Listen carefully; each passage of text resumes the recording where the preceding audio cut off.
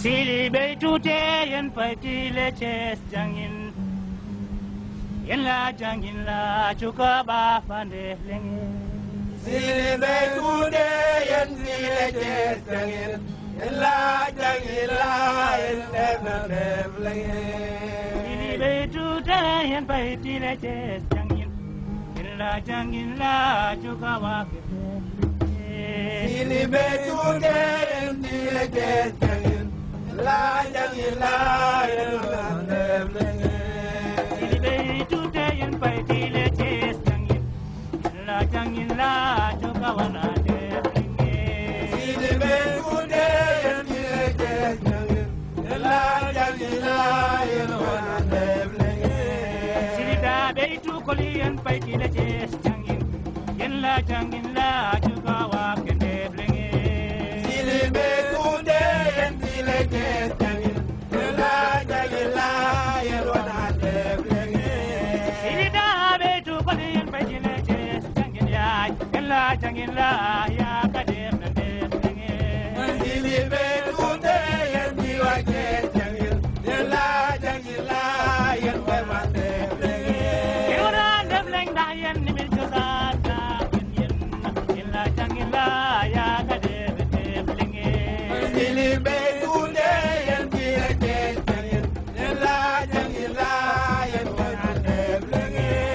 Sili dukta, sili boyka, sili non. Yen la jangin la ya kawana dem blenge. Sili beitute yen leches jangin. La jangin la yen dem lenge. Yen dem bleng da yen nimil josan yen ya. Yen la jangin la mayna dem blenge. Sili beitute yen leches jangin. La jangin la yen dem lenge. Sili beitute yen paiti leches jangin. Yen la jangin la chuka wana dem blenge. Sili beitute yen leches jangin. La jangin la yen dem lenge. Sili sia, sili boyka, sili kolor, sili dukto.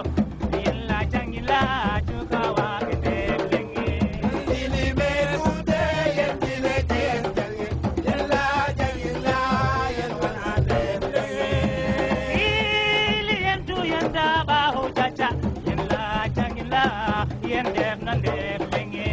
Sili beitute yen leches jangin. La jangin la yen dem lenge. Kondok sili palor asili boyka, sili nutta sili se yen da ba ho chacha. Yen la jangin la ya kawana dem blenge. Sili beitute yen leches jangin. La jangin la yen dem lenge. Sili da beitu yen paiti leches jangin. Yen la jangin la yen ay wane ande blenge. Sili beitute yen leches jangin. La jangin la yen dem lenge. Sili beitute yen leches jangin. La jangin la yen dem lenge. Sili beitute yen leches jangin. La jangin la yen dem lenge.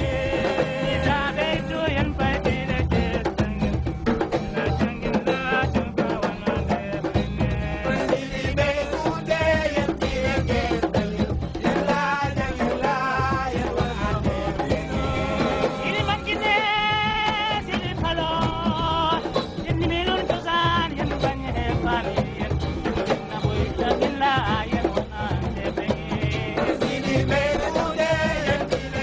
jangin. La jangin la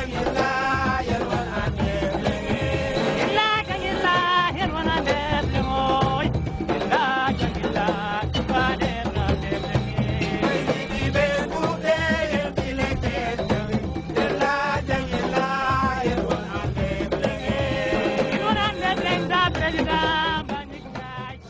Merci. Mes chaleureuses salutations au nom du bureau exécutif de l'AOV. Je vous dis, soyez les bienvenus au niveau de l'Université Cheikh Anta Diop de Dakar en tant que tel. Et merci d'être venus. Comme vous le voyez, Cette année-ci, le bureau exécutif de l'AOP a décidé de mettre en place la cellule des élèves de l'AOP. Pourquoi? Parce que dans l'histoire, parce qu'on n'était pas encore à l'université, donc on voyait que les élèves de l'AOP, au niveau de la localité, comme il y avait une certaine des élèves de l'amicale, donc ces élèves-là, pour matérialiser leurs engagements, eux, ils tentaient d'organiser au sein des écoles des activités. Donc il y avait une prise de conscience qui existait au sein de ces élèves-là. Et vraiment, depuis un certain temps, on recevait des suggestions pour qu'on leur laisse vraiment la latitude de prouver aux gens que vraiment ils sont conscients de leurs responsabilités et ils sont conscients des problèmes que rencontre notre localité vraiment pour accéder à un niveau de développement comme les autres localités qui existent au niveau du Sénégal, je peux dire. Donc c'est pourquoi dans les réflexions cette année-ci, on a décidé de mettre en place la cellule des élèves de l'AOP qui est en quelque sorte une section vraiment du bureau exécutif. Donc cette cellule-là est dépendante du bureau exécutif de l'AOP. Donc depuis vraiment la mise en place de cette cellule, ils ont organisé en collaboration avec le bureau exécutif une conférence philosophique à 4 jours avant les anticipés de philo. Donc c'est quelque chose vraiment à magnifier et ça mérite vraiment d'être applaudi parce que cette activité a vraiment accusé une grande réussite. Donc aussi, depuis lors, il essaie vraiment de proposer quelque chose et d'assister les élèves dans leurs encadrements pédagogiques. Donc après elle, je vais appeler le président de l'amicale des élèves et étudiants Palo, Abdul Aziz Saïd. Vous le connaissez, vraiment lui, c'est un homme. Il est la personnalité morale d'une structure. Vraiment, il joue pleinement ce rôle-là. Comme vous le savez, partout où il est, il représente là-bas la structure. Et vraiment, ce qui me marque chez lui, c'est que vraiment, il a un grand esprit de rassembleur. Je pense que celui qui a un grand esprit de rassembleur, c'est quelqu'un vraiment qui a une grande ouverture au niveau de son Monsieur le maire de la commune de Keur-Moussa, Monsieur le parrain directeur de l'AIBD, Monsieur le conférencier, Monsieur le président de l'AEP, chers anciens de l'amicale, chers invités, chers camarades et étudiants, chers élèves, honorables assistances, c'est avec un grand plaisir que j'ai pris la reine de l'amicale des élèves et étudiants Palor au niveau du lycée de Kou. Je me suis rendu compte qu'à chaque fois, ce sont les garçons qui occupent le haut du pavé. Et puisqu'on est dans la rupture, je me suis imposé avec le soutien des autres pour marquer cette rupture au niveau de l'association. Pourquoi cette précision? Parce que je crois foncièrement qu'il y a une once de leadership qui dort en chaque être humain. Et c'est la personne elle-même qui doit la réveiller. Chers camarades, chers étudiants, chers invités, je rappelle qu'on doit attendre rien de personne, qu'au contraire, qu'on doit apporter notre pierre à l'édifice pour le rayonnement de notre localité. Comme disait le président Kennedy, what you can do for your country is better than what your country can do for you. Chers élèves, chers étudiants, nous devons travailler main dans la main afin d'atteindre notre objectif qui est centré autour de la réussite scolaire et universitaire. Car la meilleure manière de récompenser celui qui vous a transmis des connaissances étant le fait d'en faire un bon usage et de faire montrer aussi de persévérance. Nous, élèves, nous avons la ferme décision de tendre toujours vers l'excellence. Je me serais terminé sans remercier les pionniers de cette association. Je remercie également tous les élèves de la commune de Keur-Moussa. Vive l'AEP, vive le Palor. Donc vraiment, il faut applaudir encore une fois vraiment, comme elle l'a dit au niveau de son discours, là c'est une preuve de leadership. Donc c'est vraiment ce que nous voudrons au sein de nos élèves et au niveau des étudiants. Parce qu'actuellement, comme vous le savez, l'aspect leadership est quelque chose de très important, vraiment, que chaque élève et chaque étudiant doit avoir pour pouvoir être compétitif au niveau du milieu professionnel. Donc c'est pourquoi, même dans notre programme, il se trouve des formations qu'on va réserver aux étudiants pour vraiment qu'ils puissent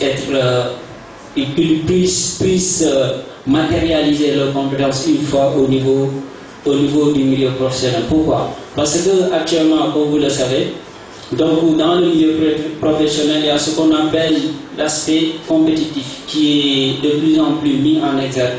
Donc en tant que des élèves, ça ne suffit pas tout simplement d'avoir des connaissances sur un domaine bien précis, mais il faut quand même avoir vraiment beaucoup de capacités en termes de management, etc. et le fait de savoir communiquer. Donc tout cela, ça rentre dans l'aspect du leadership. Vraiment, je félicite Monseigneur Diouf. Bien.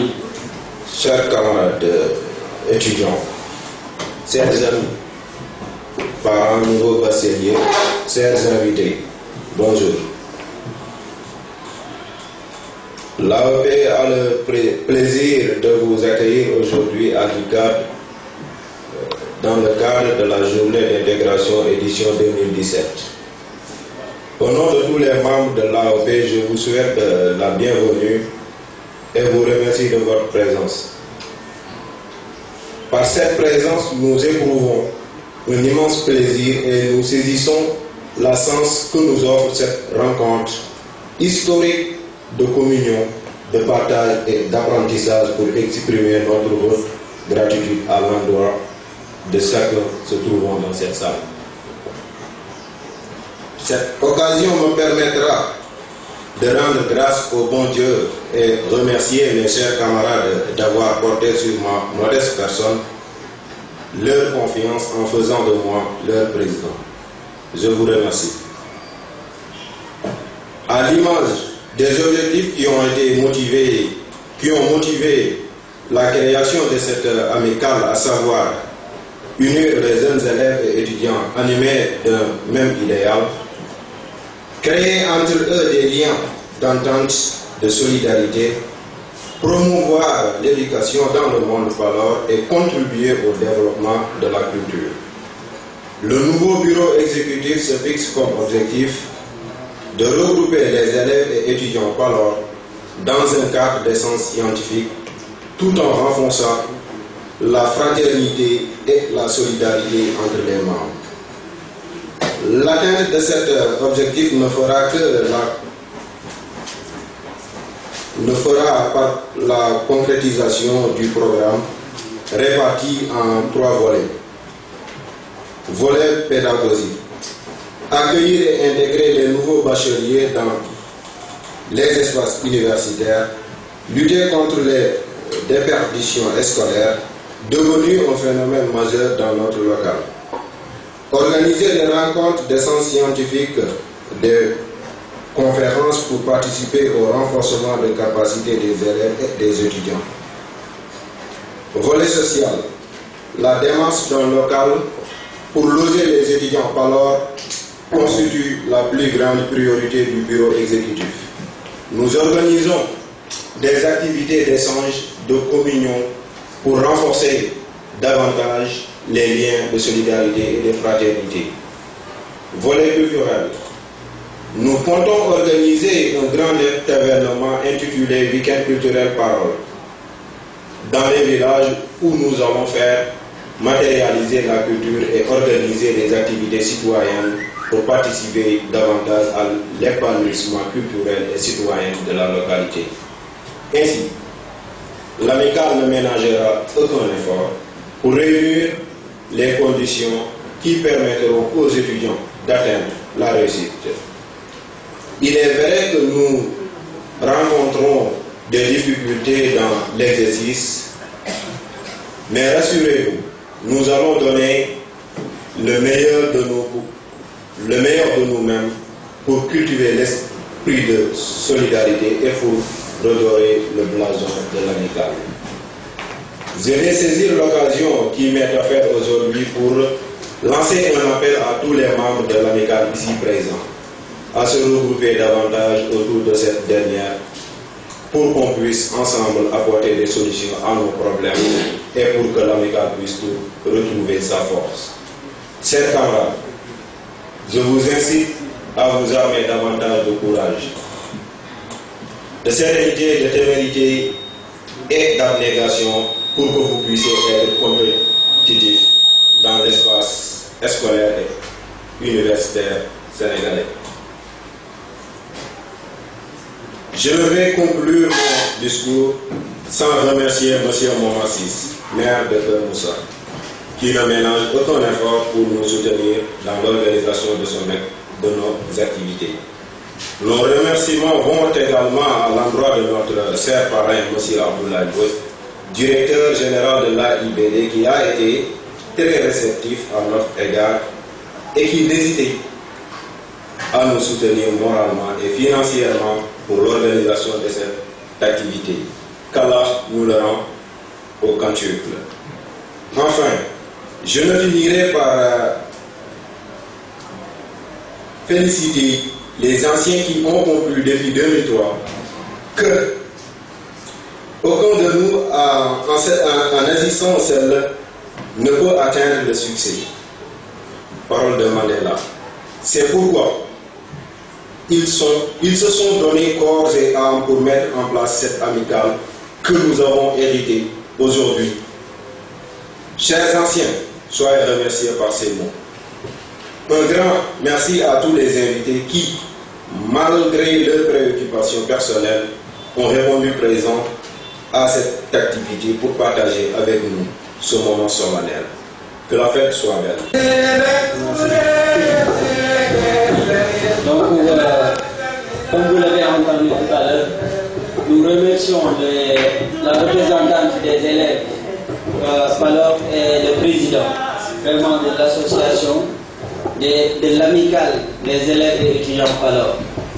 Donc, à présent, je pense que nous allons passer au niveau de la conférence, mais avant cela, je vais annoncer vraiment la venue du président.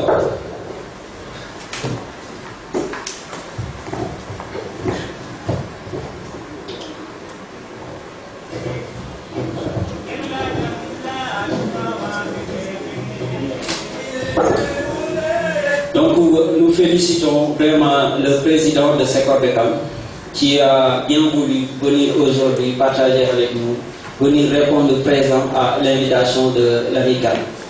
Donc je vous prie de l'applaudir très très très fort. Donc aussi, je vais aussi revenir sur un aspect très important. L'amicale des élèves et étudiants Palor est une structure à vocation éducative, en plus de ça aussi à vocation culturelle. On est rassemblés, on est regroupés par notre culture. Si je dis culture, je dis langue. Si je dis culture, je dis tradition. Si je dis culture... Pour partager avec vous un moment intéressant dans la vie intellectuelle. D'autant plus que si on remonte un peu le cours des temps, lorsqu'on se rend compte qu'il y a de cela quelques années, on était là en tant qu'élèves pour écouter, pour suivre nos aînés qui étaient là, qui ont jeté les bases de l'association qui est réunie aujourd'hui. Et ces aînés-là ont eu le mérite d'avoir une vision prospective qui part de l'idée suivant laquelle aujourd'hui aucune grande idée ne peut être concrétisée sans l'appui d'une forte majorité. Et cette majorité-là ne peut être retrouvée, ne peut être atteinte que dans le cadre d'une dynamique collective. C'est de cette idée-là que les frères, les aînés ont eu très tôt pour mettre à la disposition des élèves un cadre de rencontre, un creuset de fraternité, mais surtout de partage entre élèves et étudiants issus de la même localité. Cela dit, puisque le temps est court, il nous faut aller vite. J'aimerais peut-être demander aux conférenciers de nous rejoindre sur le plateau. Le conférencier que je vous demande de l'applaudir très fort. D'abord, tous mes remerciements les plus chers d'avoir choisi ma modeste personne pour animer une thématique dans un espace universitaire face à des jeunes, des étudiants, je sais qu'ils sont des étudiants, et des élèves aussi. Donc particulièrement à tous ceux qui ont opté pour ce choix, je vous dis, j'espère ne pas vous décevoir et de donner le meilleur de moi-même par rapport à ça. Donc sincères félicitations aux organisateurs, c'est pas évident, c'est très difficile de réussir la mobilisation et les défis de l'organisation. Mais puisse Allah vous accorder son assistance dans tout ce que vous êtes en train de faire, Inch'Allah. Mes sincères remerciements à Abdelaziz et Mme Seynabou pour le discours d'ouverture qui a été très percutant et sur lequel vous pouvez vraiment sentir la donne de l'engagement, le sens de la moralité et cet esprit de cohésion qui vous anime quand vous parlez de vos localités.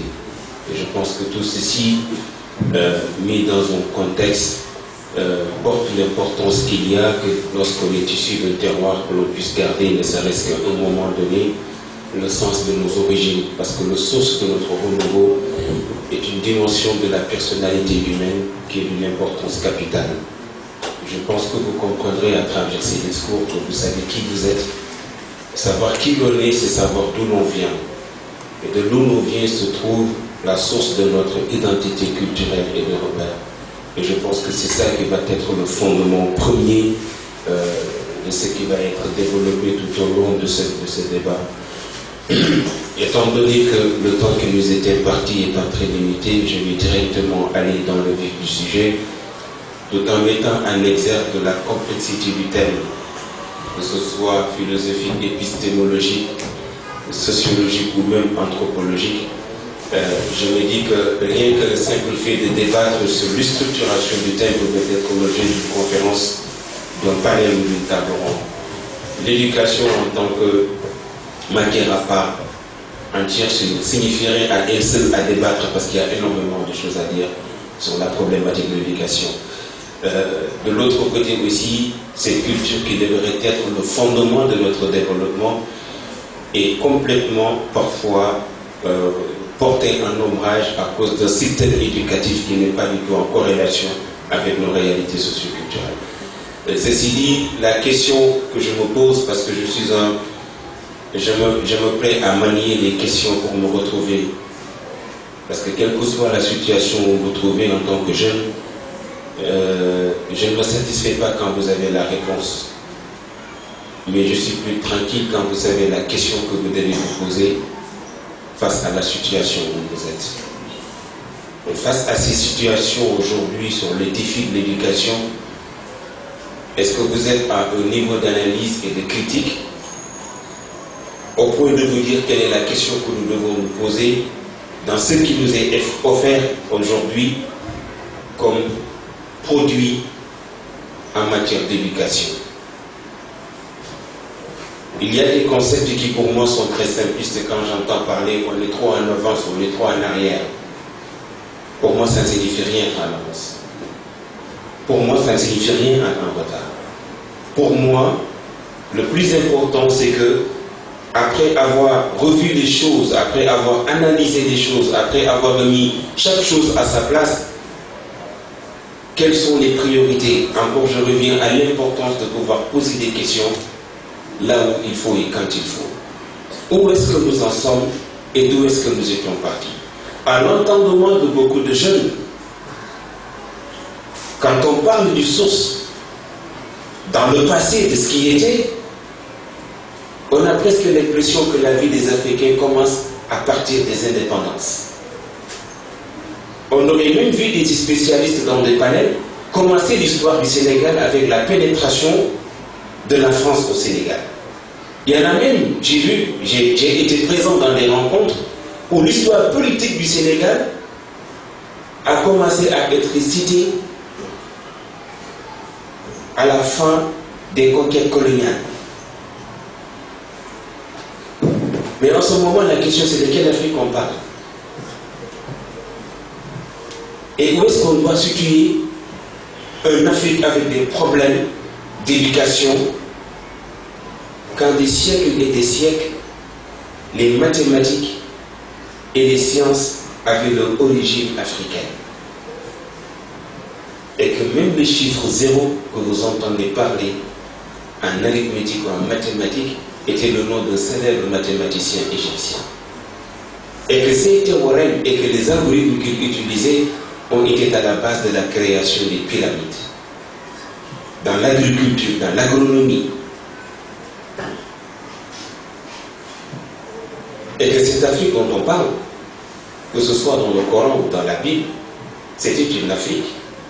Et que ces prophètes qu'on parlait qui étaient en Égypte ou dans les passages du Nil, de l'Égypte, de l'Éthiopie, d'Abraham jusqu'à Moussa,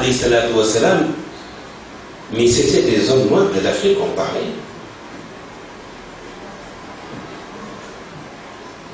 Ça peut vous choquer, c'est normal, parce que vous avez un état d'esprit.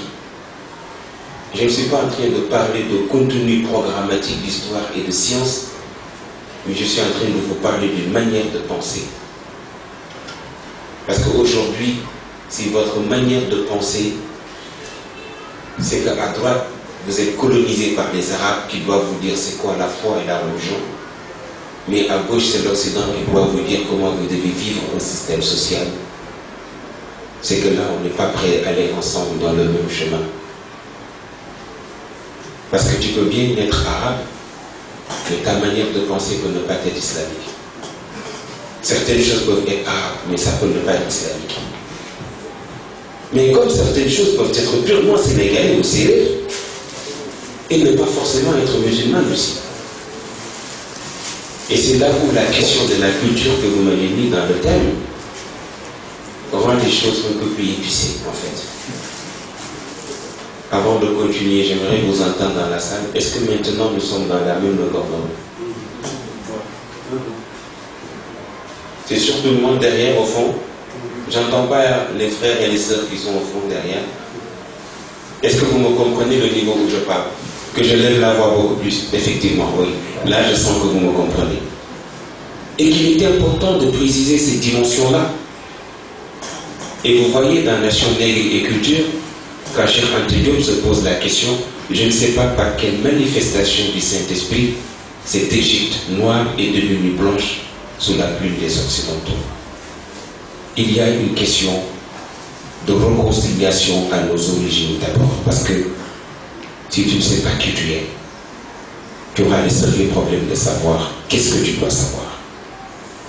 Si tu pars du postulat que ce que tu dois savoir doit venir de l'autre,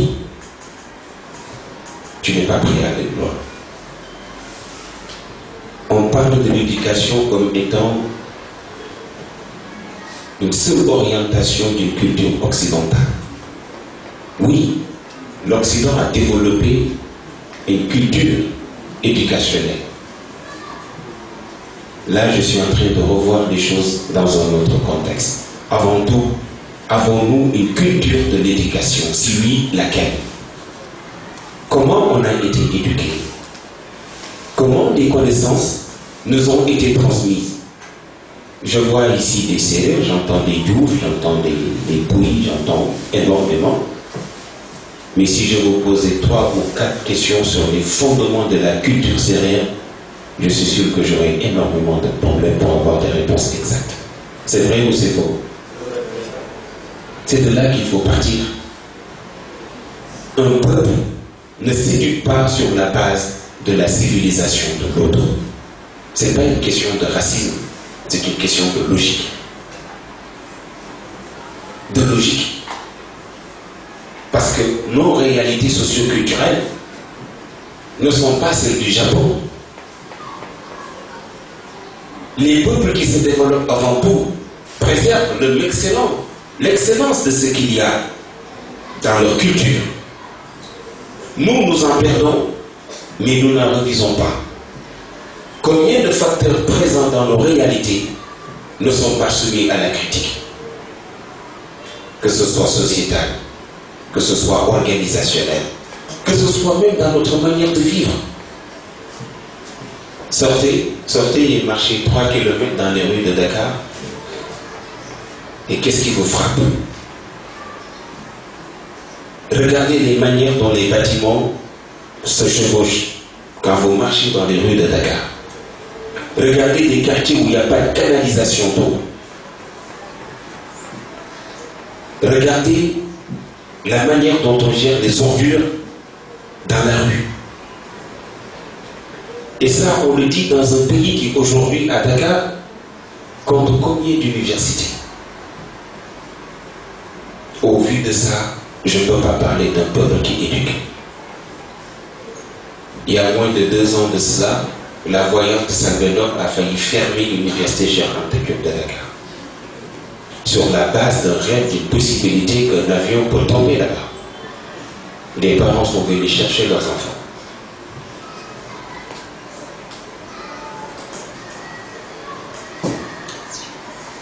Un match de football a failli sombrer à un désastre. N'eût été la bénédiction divine, des milliers de personnes auraient pu mourir.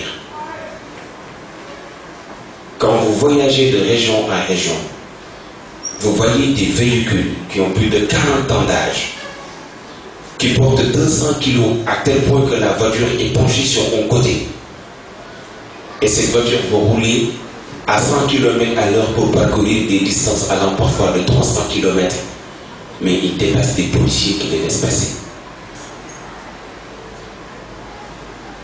Ce qui signifie que les milliers de morts de la plus grande catastrophe navale de l'histoire qui s'est passée dans nos pays, le Jola, on n'en a tiré aucun sens, aucune éducation.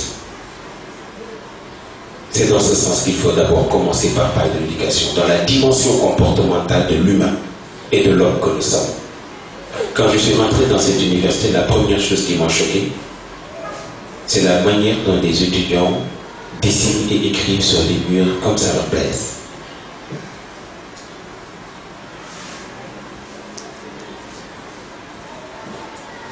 C'est notre dimension à nous. Pour vous organiser, je vous taquine un peu pour vous donner l'exemple. Vous m'avez donné 3 lieux différents de la conférence. Le dernier jour, voilà là où nous en sommes. Un grand médecin de ce pays amène son neveu à l'hôpital le jour de fête de la Tabaski. L'infirmier vient pour voir qu'est-ce que l'enfant a. L'enfant s'est brûlé. La première réaction du médecin, c'est de lui faire une ordonnance pour qu'il aille acheter du coton et les produits pour désinfecter et traiter la brûlure. Ce grand médecin le regarde et lui dit, vous n'avez pas tout ça ici? Il dit non. Il dit, vous n'avez pas une pharmacie? Il dit, ah, aujourd'hui c'est la Tabaski. Je suis le seul de garde. Vous avez vu cet animal que l'on appelle le moustique. Il peut tenir sur votre doigt, n'est-ce pas? Regardez l'analyse que je me fais avec des moustiques. Le moustique, il meurt avec une pompe. Il meurt avec de l'encens. Le moustique tue des millions d'Africains chaque année. C'est petit animal de rien du tout. Pourquoi? Parce que nos femmes contribuent à l'instabilité de l'environnement en jetant des habits de linge, des saletés dans la rue qui favorisent la production de cet animal en tel point qu'on ne peut plus l'arrêter. C'est ça des conséquences drastiques. La Corée du Sud est un pays où limite, ça va être difficile pour moi de parler sous la lumière, monsieur le caméraman. Je ne sais pas comment vous pourriez m'aider. La Corée du Sud est un pays qui n'a aucune aucune ressource naturelle. Et quand je dis aucune, c'est aucune dans ce pays. Même cultiver la terre est un sérieux problème. N'est-ce pas? Même au niveau maritime, ils sont limités par la mer de Chine. C'est un pays très compliqué. Et on a même tendance à dire un pays fait son histoire mais subit sa géographie. Mais ce pays exporte 50 fois plus que l'Union soviétique qui a du pétrole, du gaz, du butane et toute forme de ressources que vous pouvez imaginer. Pourquoi et comment?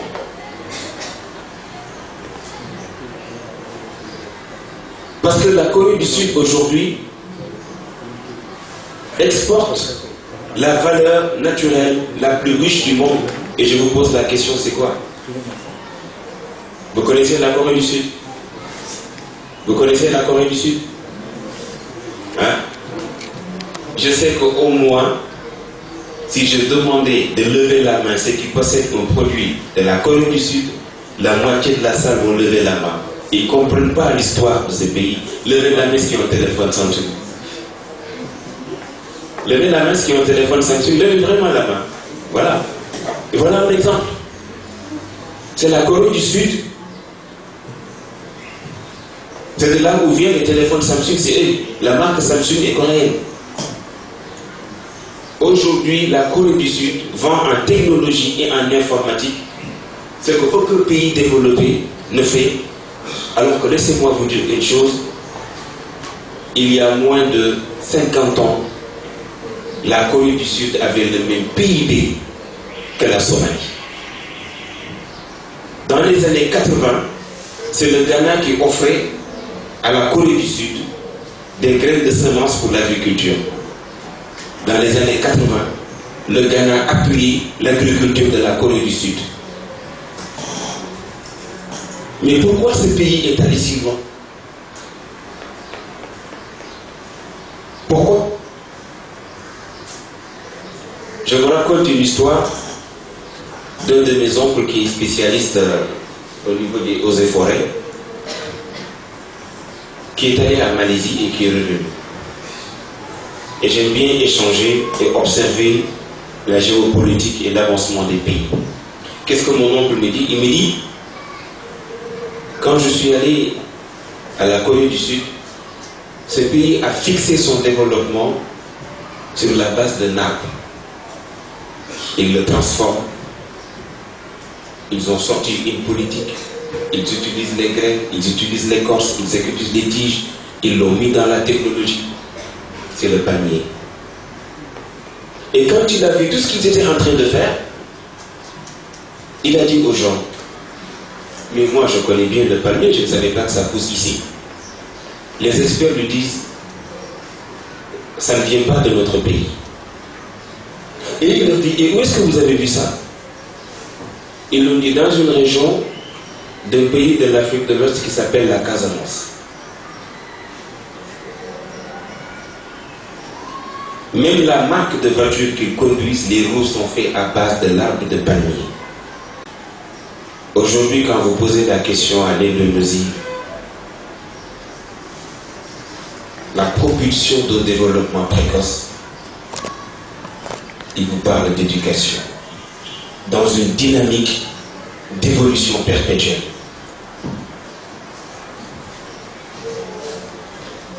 Quand je veux faire part de toutes ces analyses, je ne vous ai pas dit le cas du Japon qui est un pays qui a reçu 2 bombes atomiques et qui aujourd'hui est une puissance mondiale.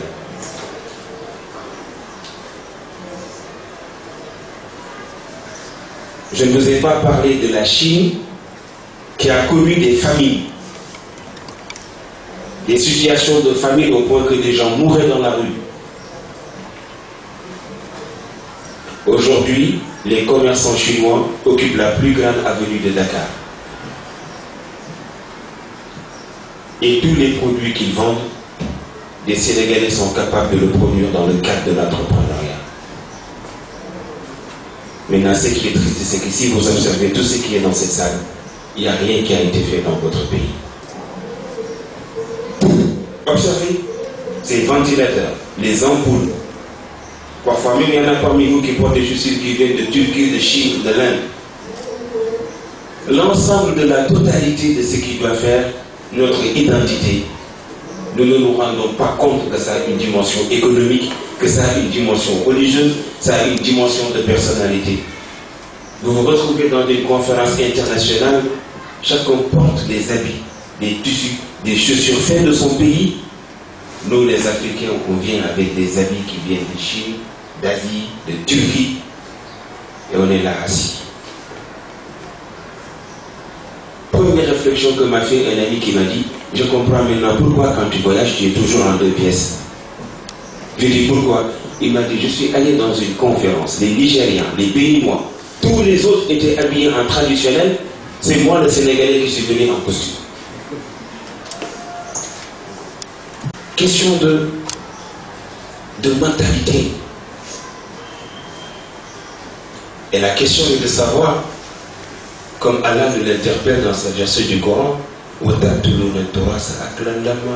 ne dilapidez pas votre patrimoine. Mais quel est le patrimoine de Palor? Je ne l'ai pas senti ici. Pas du tout. Vous ressemblez plutôt à des jeunes dakaroises. Peut-être que pour vous, venir de Palor, porter des ensembles, des tissus qui viennent de Palor, c'est définir comme une série. Si tu retournes au village, on va dire qu'il va venir que Dakar branche ou quoi. Et vous voyez que ce phénomène, quand ça vous touche à la tête, c'est une maladie qu'on appelle la mode. Vous voyez une jeune Sénégalaise qui a sur sa tête des cheveux bleus. Sénégal, ni pour toujours acceptons le coup, me dit donc un carreau bleu. Dis donc, ça ne me gêne pas.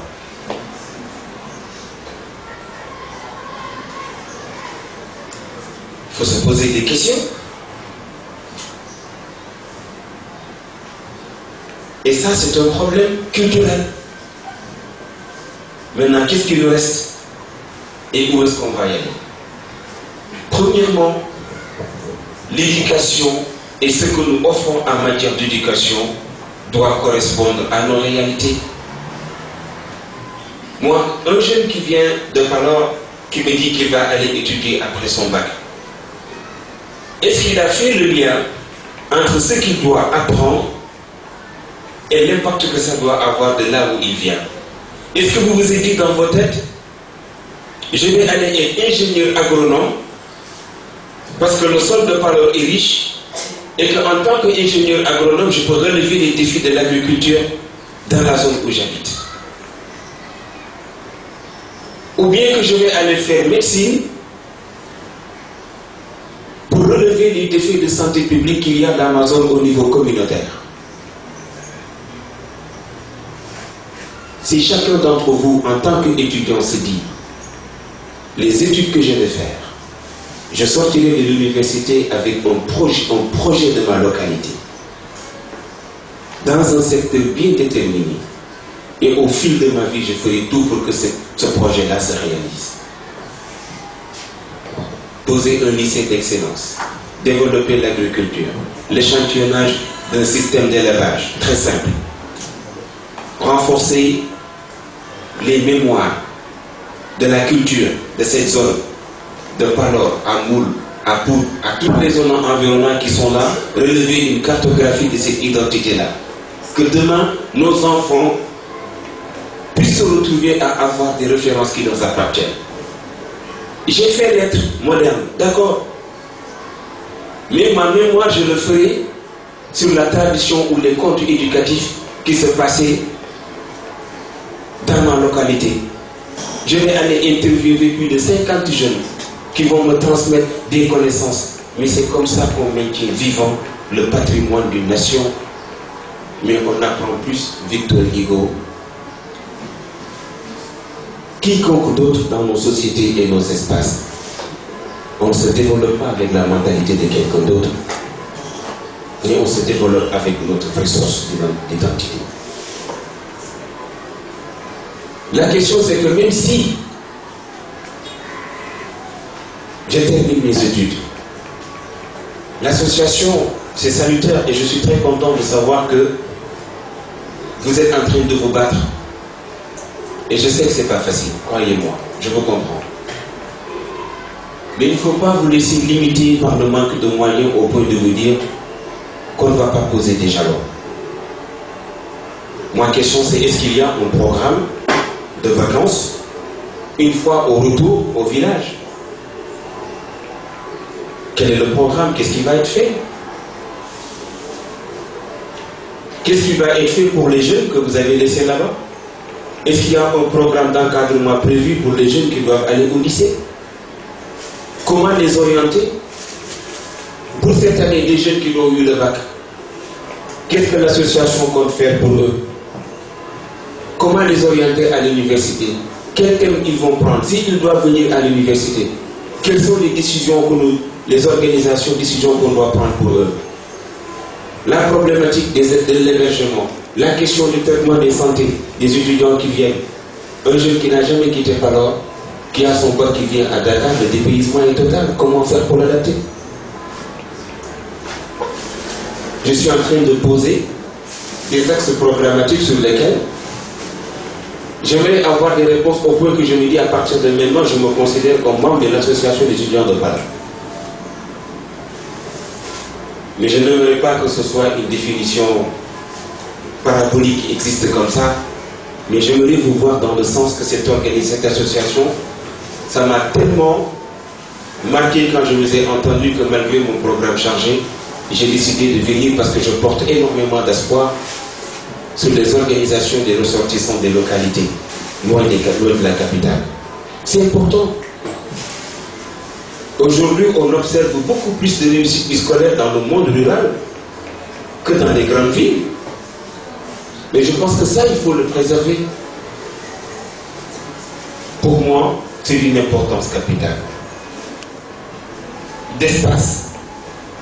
En tant que cadre existant, que ce soit des organisations, que ce soit des antennes ou que ce soit des agences au niveau national, sont disposés à accompagner des jeunes sur la base des défis de l'entrepreneuriat. Et je pense qu'il est possible que vous accompagniez des jeunes qui sont restés au village, qui n'ont pas eu la chance de finaliser des études ou d'en faire, de les aider à l'élaboration des projets qui peuvent être déposés dans des antennes comme l'ANPEJ. Au-delà de l'ANPEJ, il y a FONGIP, il y a FONGES, il y a énormément d'organisations qui sont là. Et même dans les activités paysannes, je pense que c'est vous qui devez jouer ce rôle d'interface-là. C'est là où je vous attends le plus. Vous êtes des étudiants, vous êtes en niveau scolaire, vous savez écrire et élaborer des projets. Allez les voir, des organisations comme la coopération allemande GIZ, comme ENDA, comme Plan International, déposer des programmes, que ce soit éducatifs ou de sensibilisation, ou de développement ou d'entrepreneuriat, mais s'il vous plaît, délocalisez-les dans les zones où vous venez.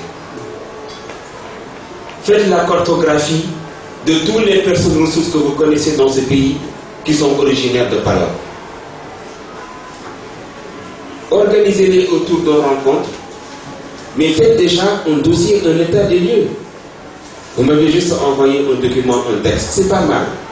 Mais moi j'ai bien envie de voir un document de cadrage technique présentant réellement Palor sur le plan géographique, historique, économique, analyste et tout, avec des propositions de programmes, de projets, de tout ce qui peut être fait. Faire un site web très vivant, mettez énormément de données et regrouper tout ce qu'il y a sur le plan culturel, sur le plan économique, sur le plan géographique, sur le plan religieux. Tous ces facteurs pour moi sont très importants et je pense que c'est là où nous aurons joué un rôle important. En tout cas, si vous vous engagez dans cette dynamique, je suis à vos côtés. Mais il faut dépasser l'étape d'organisation, d'association pour des rencontres, amener un conférencier qui parle, et après c'est fini. On a des problèmes à régler, il faut les régler. Il faut plus qu'un étudiant de Palor qui vienne à Dakar ait des problèmes de logement.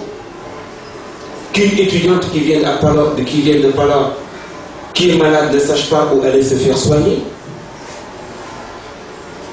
S'il y a des problèmes au niveau des études, il faut trouver un raccourci et créer des métiers, parce qu'il y a une différence entre métier et travail.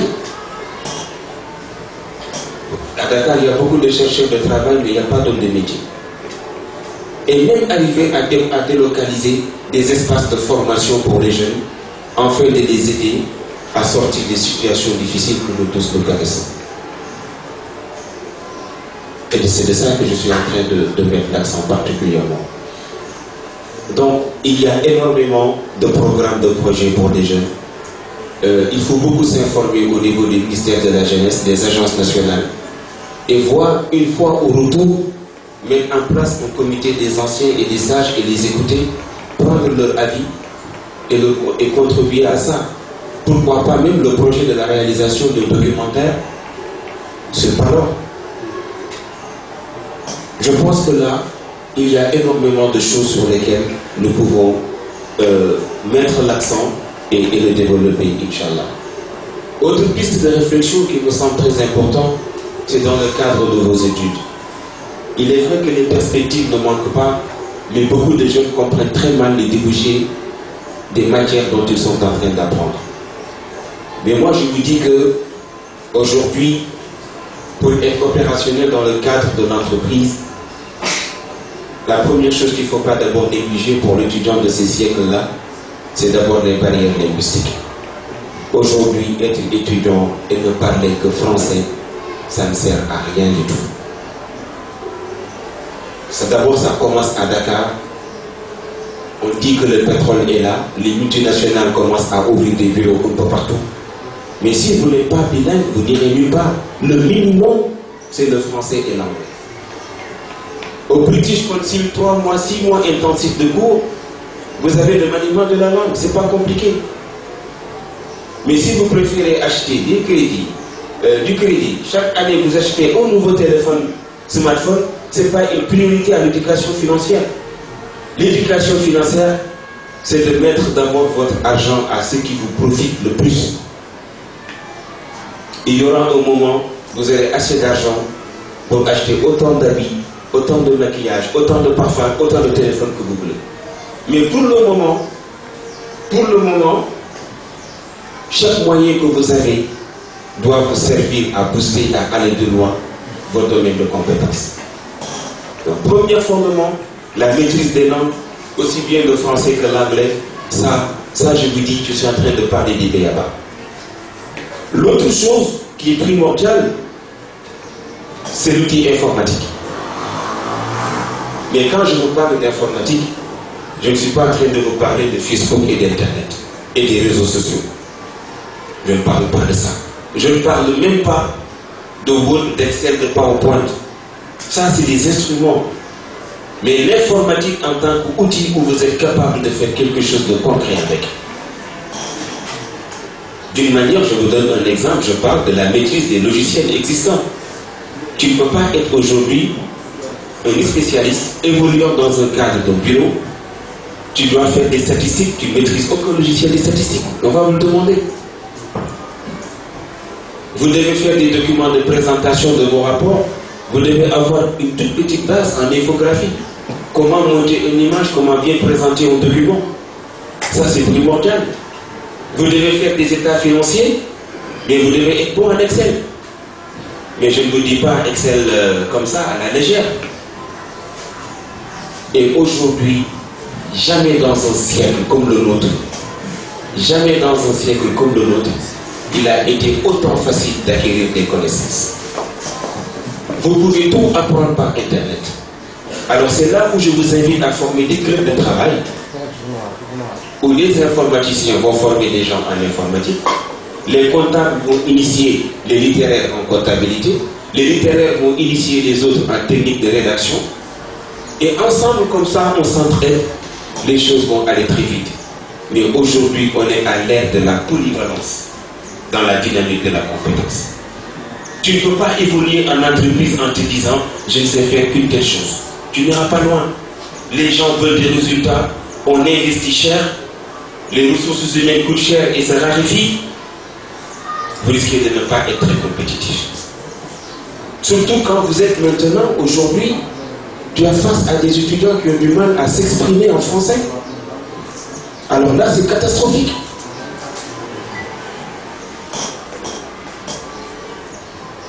Un milieu d'entreprise, c'est la conception, mais c'est aussi l'expression. Vous devez vous défendre. Je reviens maintenant sur un autre aspect qui est fondamental. On parle de la communication digitale. Aujourd'hui, vous devez sortir à Dakar, vous prenez votre smartphone, vous vous connectez, vous demandez un lieu où vous devez y aller. On vous donne tous les éléments d'explication et tout. C'est fini maintenant d'aller quelque part et de poser des questions sérieuses en entreprise. On prend des jeunes commerciaux, on leur dit, faites-nous une cartographie d'intervention, balayez-nous le terrain. Mais le directeur du commercial ne va pas vous dire où se situe tel endroit. Il donne des directives et il attend des résultats. Vous prenez votre smartphone, vous rentrez sur Google Maps, vous faites la cartographie. Aujourd'hui, si quelqu'un vous demande où se trouve Itécom, vous vous mettez à lui dire il faut prendre les 2 rues à côté de l'université, tout ça. Vous êtes très en retard. Vous devez être capable de prendre votre smartphone, de dessiner l'itinéraire de Itécom et de lui envoyer par SMS. Sincèrement, qui parmi vous est à ce niveau ici dans la salle? Et par YouTube. Laissez-moi vous dire une chose aujourd'hui. Beaucoup de jeunes ont du mal à trouver du travail à cause de leur page Facebook. Aujourd'hui, vous cherchez le nom de quelqu'un, vous tapez sur Internet, vous tapez sur Google. La première chose qui apparaît, ce sont ces réseaux sociaux. Sur Facebook, sur LinkedIn. Mais oui, personne ne peut plus se cacher, c'est le monde qui est comme ça. Du moment que plus personne ne peut se cacher, donnons-nous une image positive alors.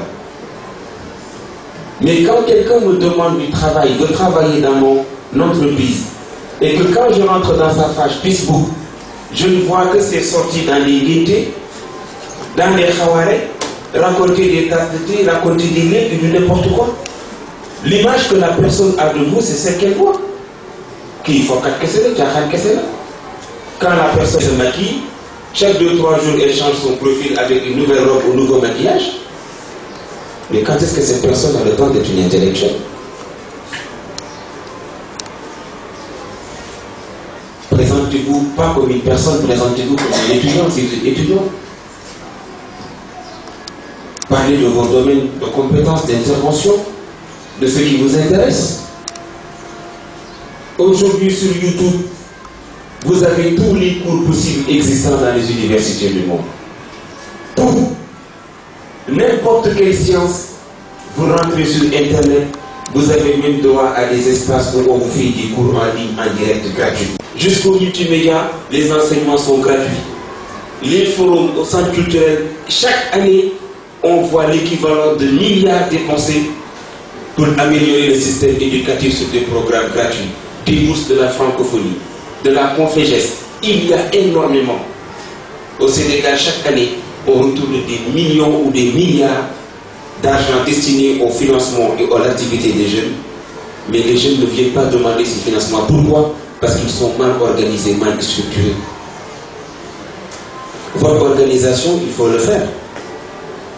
Il faut chercher à l'APEX un papier, un récépissé valable. Ça vous donne le droit de demander des fonds. Allez à la chambre de commerce, demandez des renforcements, des activités et des séminaires, on vous l'offre.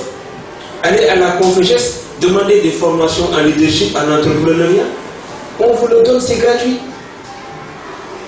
Mais il ne faut pas que ce soit une association sérieuse. D'ailleurs, pour l'intérêt. Ça ne va pas. Ça ne va pas. Je vais terminer par un message d'espoir en vous disant, il est vrai que c'est très facile pour moi de m'asseoir ici, de prendre mon micro et de vous dire allez faire, allez faire. Mais d'autre part aussi, c'est ma responsabilité aussi. Et comme je vous l'ai dit, il est possible de faire beaucoup de choses ensemble. Je pense que le défi, c'est d'abord de réussir d'avoir un programme annuel bien ficelé et concret. Mais les mêmes programmes, fin d'année, rencontres, conférences, il faut dépasser ça. Il faut du concret. Et je pense que pour ça, vous pouvez vous faire accompagner. Je peux vous trouver des portes d'entrée à l'EMPEJ, au FONGIP. Il faut y aller avec du concret. Et je pense que les choses peuvent aller de très loin. Et j'insiste beaucoup sur les programmes qu'il ne faut pas que l'association n'existe qu'à Dakar. Il ne faut pas qu'une fois de retour en vacances à Podor, qu'on ne voit plus personne et que vous n'ayez pas d'activité à faire là-bas. Moi, je pense qu'il serait très pertinent que vous développiez des activités là-bas et aller même jusqu'à jumeler dans les autres espaces qui sont là-bas. Il y a les étudiants de Mboul qui étaient là l'année dernière, je pense qu'ils m'avaient convoqué pour une activité. Moi, je suis un adopté du village de Mboul. Les villages de Mboul m'ont adopté. Je suis le fils, je suis leur enfant, j'y vais très souvent. Et mon père spirituel, Mahoula, chez Botola Amdi Diouf, habitait là-bas. Donc, je fais partie de ces terroirs. Je connais l'année dernière, je pense que des habitants de Mboul m'avaient invité aussi pour une conférence. Et je pense qu'il faut y aller à un moment donné à une fédération de toutes ces zones locales pour mieux avoir des perspectives lointaines et continuer à aller de l'avant. Le temps qui nous est imparti étant très limite et que nous sommes en zone hivernale, je n'aimerais pas vous voir retourner sous des pluies ou un climat assez difficile et que moi-même j'ai un emploi du temps assez chargé. J'aimerais quand même rendre la parole au public et qu'il y ait un échange fructueux sur des propositions ou sur des orientations par rapport à tout ce que je viens de dire. Remercier du fond du cœur toutes ces personnes, Ousseynou, qui est un petit frère, qui est un ami, quelqu'un pour qui j'ai énormément de respect, l'accueil chaleureux que m'a réservé M. Diouf et tous les autres participants, à Mme Seynebou, à Abdel Aziz aussi, pour leur engagement, leur détermination pour que les choses marchent. Et je vous dis, tous ceci se fasse sous la bénédiction d'Allah subhanahu wa ta'ala, qu'il vous accompagne, qu'il vous guide et que les meilleures chances et les meilleures portes s'ouvrent à vous dans le cadre de vos études. Mais que le plus important, n'oubliez pas d'où vous venez. C'est ça le plus important. Je vous remercie. C'est le conférencier et je vous demanderai de l'applaudir très très fort.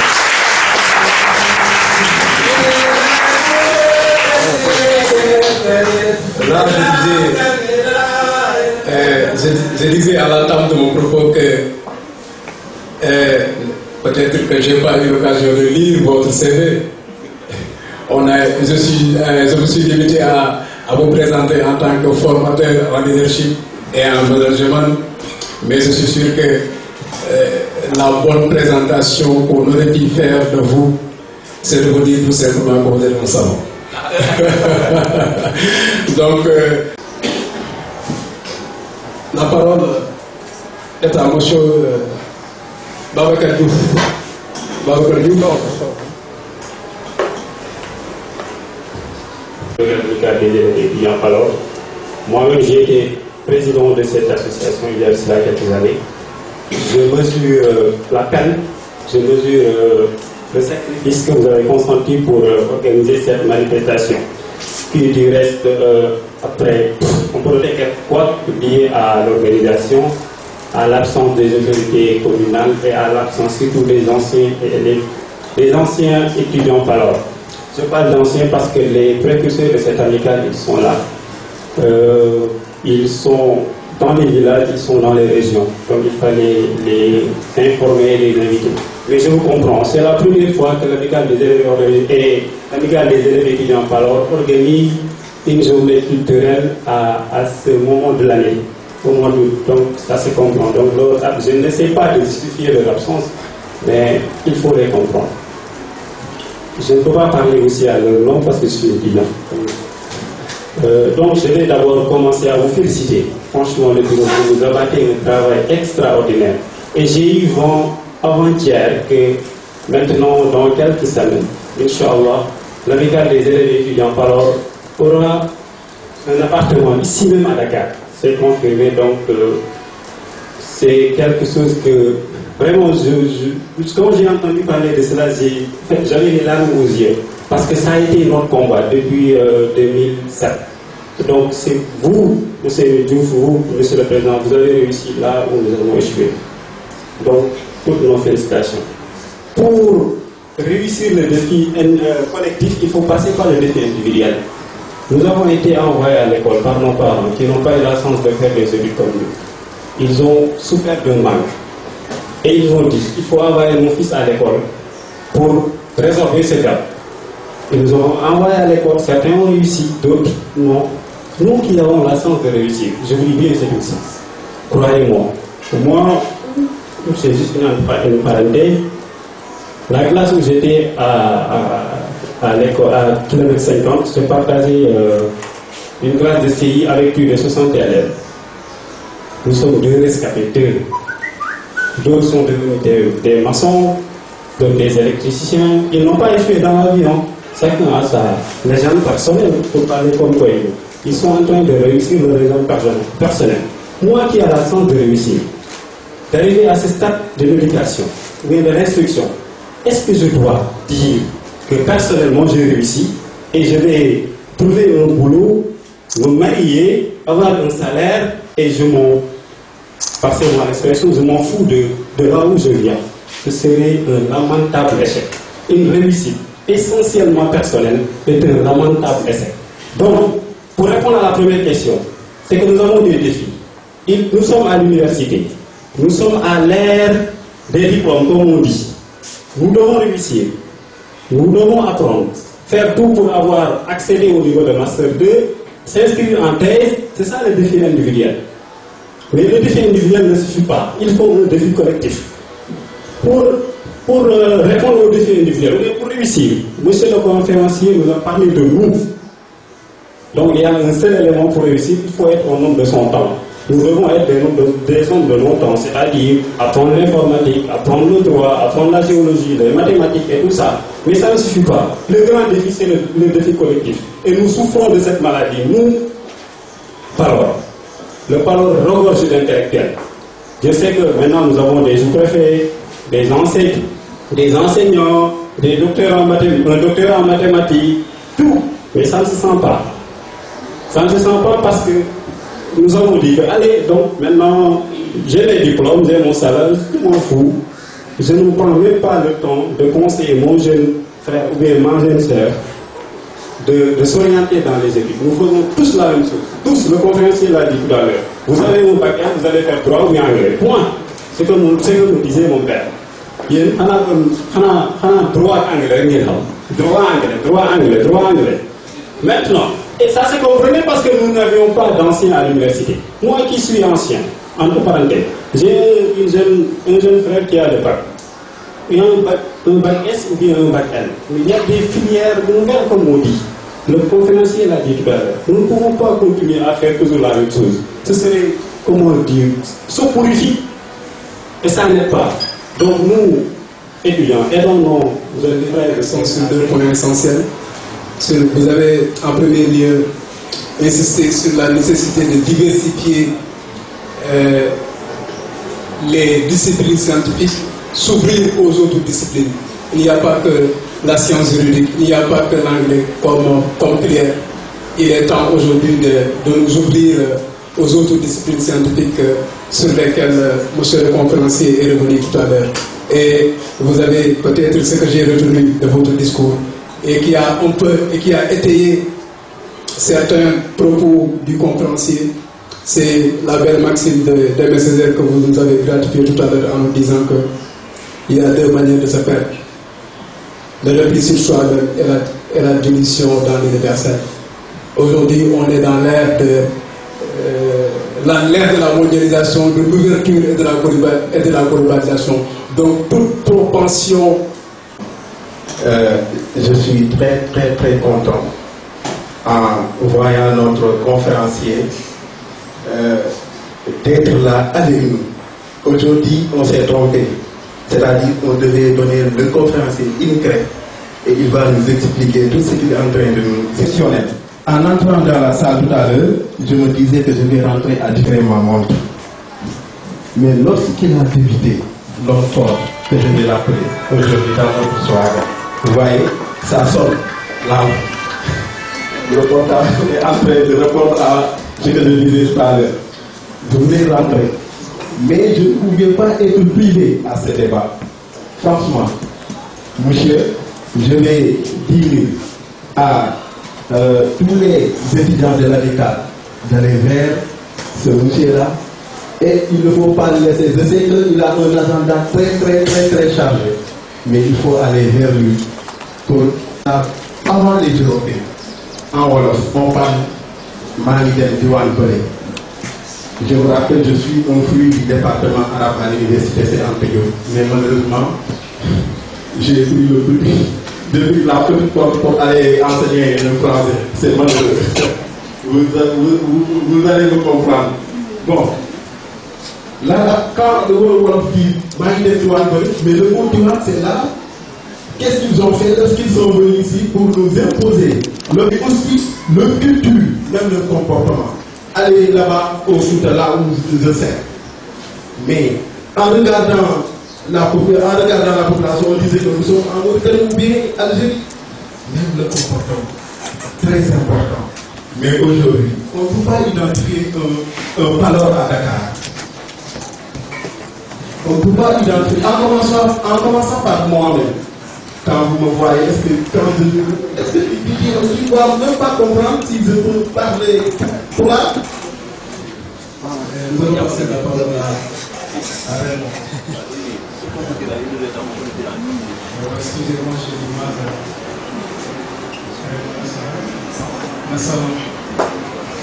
La parole est à vous. Je rappelle, vous êtes pas le président de... Je suis autant allumé, mais quand même je fais des efforts. Je disais qu'aujourd'hui, je suis content de vous retrouver parmi vous, parce que je suis mancagne de naissance, bon temps bien sûr. Mais bon, je viens de fêter 15 ans dans le milieu Palor. Il me reste peut-être qu'une fois Palor et ce sera tout. Je parle Palor parce que j'ai fait mon enfance à 50. C'est la première fois que j'assiste à cette cérémonie. Juste, monsieur le conférencier, pour vous dire que vous avez fait une conférence exceptionnelle. Sincèrement, nous ne sommes pas dessus. Et comme vous avez juste touché à une dose peut-être occidentale, que c'est 1744 à Aken, qu'on remonte plus loin, 3 millénaires avant en Égypte, avec le toit de celui-ci, il y avait déjà le calendrier. Comme aime bien le dire M. Tchab, la charte du Kanfouka de Soudjata Gaïta, c'est au XIIIe siècle. Et tout ça, c'est que nous avons, même l'arabe, quand il est venu au 7e siècle, il nous a apporté les ibados qu'ils ont aujourd'hui. Nos religions que nous avons, catholiques que je suis, musulmans que vous êtes, ne nous appartiennent pas. Nous avons nos rams, nos poèmes. Je ne suis pas loin, je ne suis pas mélangeant, je ne suis pas de Moulardé, je suis tout près d'ici, je suis dans la zone parole. Et je me glorifie. Une petite chose, peut-être, bon, une prière que j'ai faite, parce que d'ici 30 ans, les Palors qui sont dans la zone sud de la commune, les jeunes vont chercher ailleurs où loger. Parce que nos parents, Palors, je suis désolé, sont en train de vendre nos terres.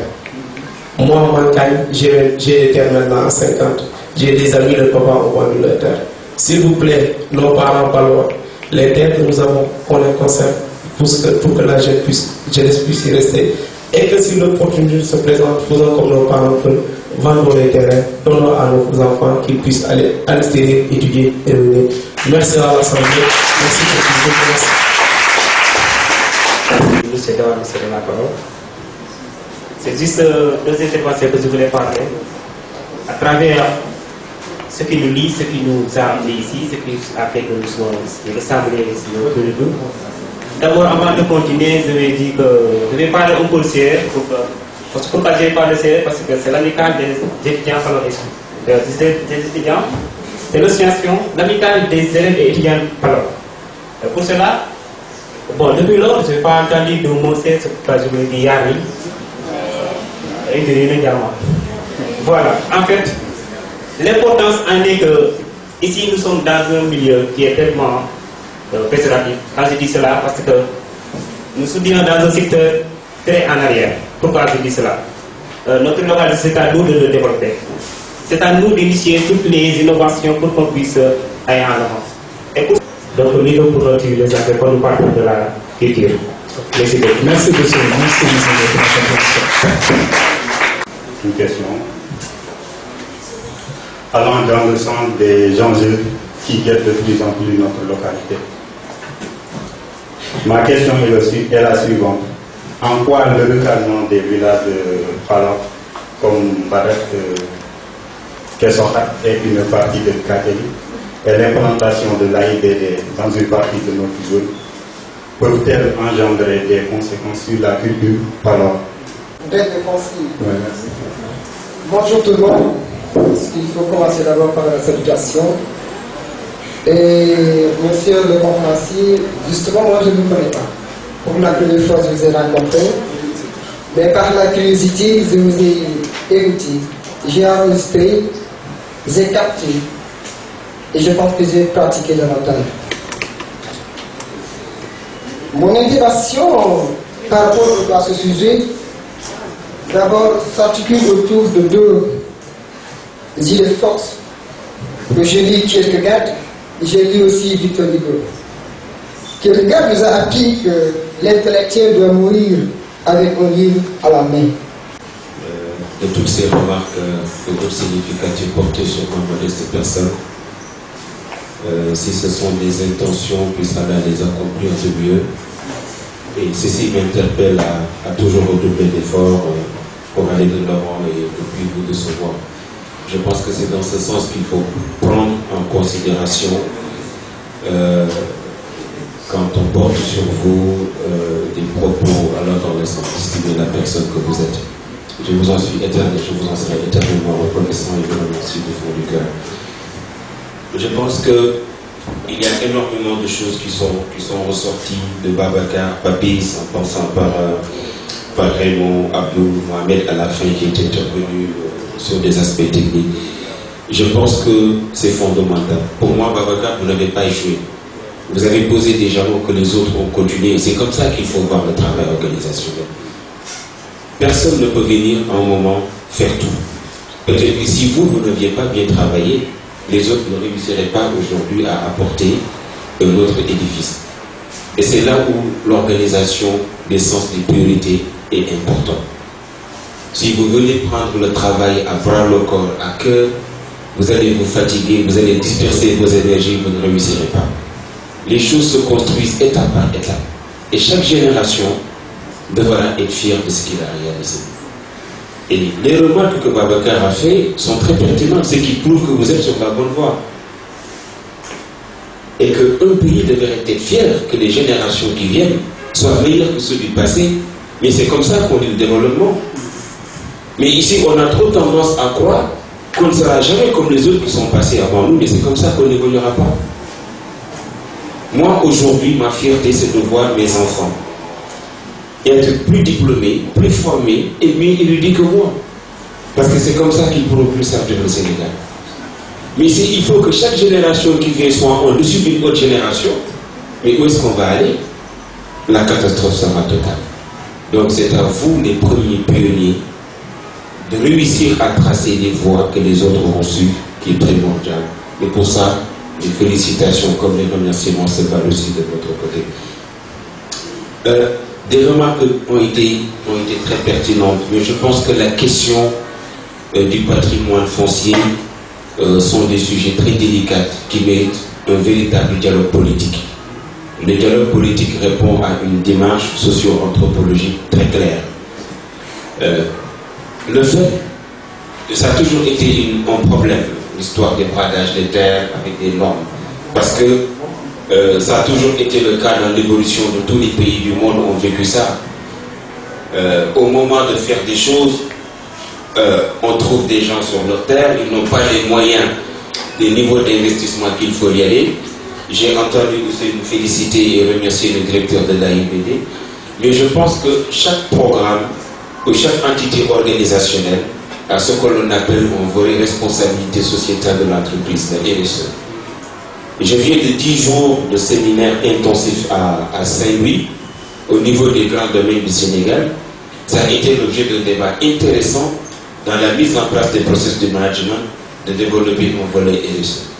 Et je pense que voilà quelque chose que les étudiants l'association de parole de saisie, c'est d'être une membre intégrante de l'aéroport, parce que c'est vous qui connaissez les réalités de la zone où vous êtes, de discuter avec un de partenariat pour un RSE, avec une approche d'une vision de développement durable à long terme.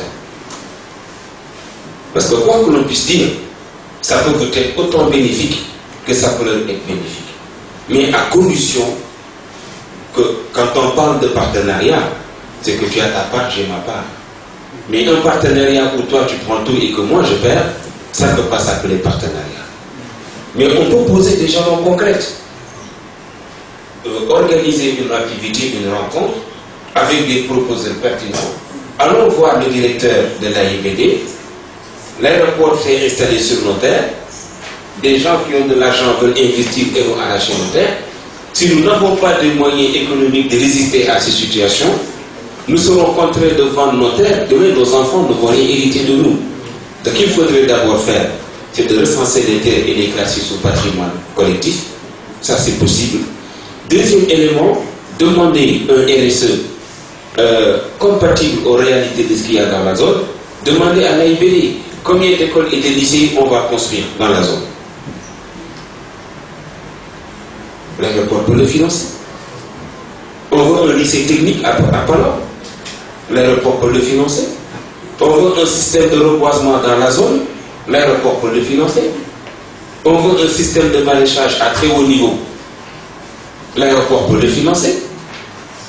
On peut même aller jusqu'à un dialogue que l'aéroport devrait embaucher d'abord, en première partie, les ressortissants des zones environnantes. Je pense qu'il faut plutôt aller dans cette dynamique de dialogue politique avec l'aéroport, mais ne pas le faire à la syndicalisme ou au Sénégal. Penser qu'à chaque chose, il faut aller brûler des pneus sur la route, lancer des pierres, faire des menaces et des grèves, ça n'ira nulle part. Rita Marie Brown disait que le ridicule, c'est de faire la chose de la même manière pendant tout le temps et de s'attendre à un changement. On ne change pas en faisant toujours les mêmes choses. Perdre son temps à crier, à marcher dans la rue, à porter des bandeaux rouges ou aller à Walfadjri, ça ne sert à rien. Allez dans un climat de dialogue. Avec vos autorités, avec des responsables, mais il faudrait le faire dans un contexte d'unité. Il ne faut pas que quand un groupe va négocier quelque chose ici, un autre groupe passe ailleurs pour aller négocier autre chose ailleurs. Mais vraiment dans la commission d'ensemble. Et d'une manière transparente. Parce que je vous dis la vérité, les gars. Vous êtes en train de vous confronter à des puissances financières colossales. Qui utilisent toutes les méthodes qu'ils veulent pour arriver à leur fin. Là où vous allez dire oui en groupe, un monsieur sort dans le bras et va dire non ailleurs. Pourquoi? Parce que écoutez, ces messieurs de l'immobilier sont capables de venir donner 100 millions à quelqu'un. 100 millions, c'est rien pour eux. Quelqu'un qui a l'ambition de construire un hôtel 5 étoiles dans cette zone, il n'a pas de problème de corrompre quelqu'un avec des millions. Donc faites attention. Moi, vous êtes en train de craindre des questions de patrimoine, mais moi, je crains la corruption et la subdivision parmi vous. Et je vous parle d'expérience. Et ça, vous n'y pourrez absolument rien dire, c'est dommage. Donc, je pense que vous êtes en train de comprendre un peu les aspects qui sont très importants. Il faut que vous soyez, il faut que vous ayez plutôt un esprit leadership dans les problématiques et les défis au niveau local. Mais oui, approchez-vous de la mairie, soyez des acteurs municipaux. Soyez des acteurs politiques aussi, parce que c'est avec la politique qu'on change les choses. Mais soyez-le de manière positive. C'est à vous de gérer votre communauté et votre local. Il faudrait le faire. Il y a la direction aujourd'hui territoriale qui est un peu une phase de la décentralisation qui est en train d'essayer d'amener des tentatives de réponse sur ces questions. Mais c'est vraiment ouvert. Hein? C'est vraiment, vraiment ouvert. Je pense que vous avez parlé d'un magistrat dans la salle, interpeller ceux qui sont dans la législature, qui connaissent le droit, qui maîtrisent ces questions techniques, avec des experts en plaidoyer et en négociation, poser un véritable débat de dialogue, commencer d'abord par la conscientisation, éviter les violences verbales, ça ne sert à rien. Respecter les gens qui ne partagent pas nos différences d'idées, c'est logique, ça va. Mais au fur et à mesure, si la démarche est positive et que les procès sont mis en place et respectés, à la fin, tout le monde vous rejoindra. Mais il ne faut pas commencer à s'attendre que c'est pas parce que ce que l'on dit est bien que tout le monde va accepter ce qu'on veut. Hein. Ça aussi, il faut le voir dans un travail d'ensemble. Et je pense que les choses vont aller de loin. Si vous êtes déjà très actif, très dynamique, si vous répondez de manière significative aux réalités de la population, si les gens adhèrent à votre confiance, ils vous suivront sur tout ce quoi vous les appelez. Mais si vous n'existez qu'à Dakar et qu'à Palor, il n'y a rien, si vous ne relevez pas les défis qui sont sur place et les problèmes, que les populations sentent qu'il y a des gens sur qui ils peuvent compter, là aussi vous aurez du mal à les convaincre. Je pense que c'est dans ce sens qu'il faut aller et que les choses puissent marcher, mais comme je vous dis, petit à petit. Mon dernier mot de la fin, comme je vous l'avais dit, c'était un mot d'espoir, l'unité dans la diversité, à travers tout ce qui forge notre personnalité. La foi est un autre point commun qui est le monothéisme, mais dans ce qu'il y a de monothéiste et d'idéologie, nous n'avons pas de problème. Mais quand ça se confond avec la culture, c'est là où ça devient un problème. On a des aspects fondamentaux, positifs dans nos réalités culturelles. Je ne vois pas pourquoi nous devons les délaisser. Ceci dit, je vous remercie encore du fond du cœur et que nous aurons certainement l'occasion de nous retrouver. Encore vraiment, merci du fond du cœur.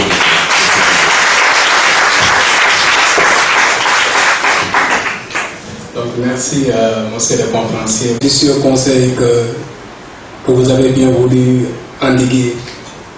prodiguer plutôt aux étudiants et élèves que nous sommes. Je pense que au sortir de cette cérémonie, on ne doit plus verser dans le tâtonnement. Les idées clairement émises ici doivent permettre de nous retrouver autour de l'essentiel. Je pense que cette rencontre a constitué d'une certaine manière un cadre de réflexion approfondie. Je ne peux pas parler d'échec pour cette journée Babacar. Oui, tout à l'heure, oui, non, je comprends sur le plan formel, oui, il n'y a pas, les invités n'ont pas répondu à l'invitation, les anciens sont absents, mais il n'empêche, je pense que la journée a réussi. Et celui qui nous a permis de réussir cela, il faut bien le dire, c'est bien le conférencier. Peut-être en son absence, on allait partir avec beaucoup de regrets. Parce que, mine de rien, on a eu à injecter pas mal de centimes pour que cette journée ait lieu. Donc, monsieur le conférencier, encore une fois, grâce à vous, nous avons su réussir notre journée. Vous nous avez aidé à mieux planifier, en tout cas à mieux regarder notre avenir. Vous nous avez aidé à tracer de nouveaux jalons. Vous avez jeté les nouveaux jalons de la paix. On les avait tracés certes, mais à un moment donné, il nous a semblé que les voies n'étaient pas très clairement tracées. Mais je pense que, compte tenu de tout ce qui a été émis ici comme une belle idée, je pense que tous les ingrédients sont là pour bien repartir, pour relancer la paix en vue de mieux prendre en charge les préoccupations de la fleuve, mais surtout du point de vue individuel. Babacar a raison d'insister là-dessus. Nous avons une double responsabilité. Notre première responsabilité, elle est individuelle. Chacun ici présent a mission de devenir quelque chose. Dans le cadre de la discipline où il est, il doit en sortir diplômé, bien formé, pour pouvoir répondre plus tard à l'invitation de sa campagne. Ça, c'est individuel. Mais du point de vue collectif également, nous avons une grande responsabilité. Qu'est-ce que nous devons maintenant rendre à notre localité, qui nous a vu naître, qui nous a vu grandir, qui nous a aidé à grandir surtout? Qu'est-ce qu'on doit lui proposer en retour? Je pense que c'est une question fondamentale à laquelle tout le monde ici présent doit répondre. Donc je pense que j'ai fini ma mission. La mission était de modérer entre guillemets la conférence. Je vais passer la parole à monsieur le secrétaire général pour nous. Je pense que vraiment actuellement, nous tous on est servis. On est servis. Je ne peux pas m'empêcher de parler de notre frère Cheikh Ndongo Fall. Lui, il fait partie de nos formateurs au niveau. On s'est connus dans le cadre de la Renaissance. Il y a une grande journée, un événement là-bas au niveau de la localité où nous allons organiser vraiment des activités pour vulgariser notre culture et en plus de ça aussi, vraiment montrer que l'étudiant, c'est un acteur de développement. L'étudiant, c'est quelqu'un qui doit proposer des axes de développement et l'étudiant doit être vraiment une personne qui doit apporter quelque chose pour sa localité. Donc l'étudiant ne doit pas constituer un moyen tout simplement. Si je dis moyen, c'est-à-dire que le politicien veut élaborer quelque chose, il vient au niveau de la localité, il voit les étudiants et les disent que vraiment je veux tel. Mais l'étudiant doit essayer de voir est-ce que ce que veut faire celui-ci ou bien celui-là, est-ce que c'est utile pour la localité, pour vraiment... Yohan Dakar, Bab Yohan Dakar, Salwa Ketaranga, Lillah Tenene, Abdiya Gua Sanine. Yohan Dakar, Bab Yohan Dakar, Jotua Ketaranga, Lillah Tenene, Abdiya Gua Sanine. Dakar, babi Dakar, nakudo taranga, ilah tenene, babi go salai, anene. Iyo Dakar, babi Dakar, jodo aketeranga, ilah tenene, babi go kuba. Dakar, babi Dakar, jaba wa kuteranga, ilah tenene, yeliko kula katene.